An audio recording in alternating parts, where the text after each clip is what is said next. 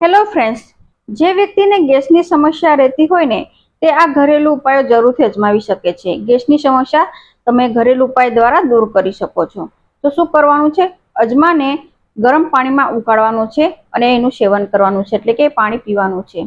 એવી જ રીતે અજમો ના હોય તો તમે જીરુંનો ઉપયોગ કરી શકો છો. જીરુંને પણ 1 ચમચી જેટલું જીરું ગરમ પાણીમાં ઉકાળો, 1 ગ્લાસ જેટલા પાણીમાં, અને પછી એનું સેવન કરો.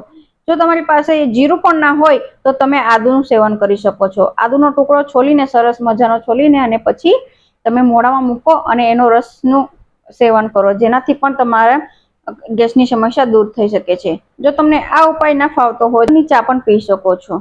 સાથે જ ગેસની સમસ્યા થતી હોય એવા વ્યક્તિએ તુવર દાળ અને મરી મસાલા વાળું, સાથે જ કઠોળ છે એ કઠોળ અને વાસી ભોજનનું સેવન ક્યારેય ના કરવું જોઈએ. અને વધારે પડતું જો ગેસની સમસ્યા થતી હોય તો તમારે જરૂરથી તમારા ડોક્ટરની સલાહ લેવી જોઈએ. આજ નવા વિડીયો જોવા માટે મારી યુટ્યુબ ચેનલને જરૂરથી સબસ્ક્રાઇબ કરો.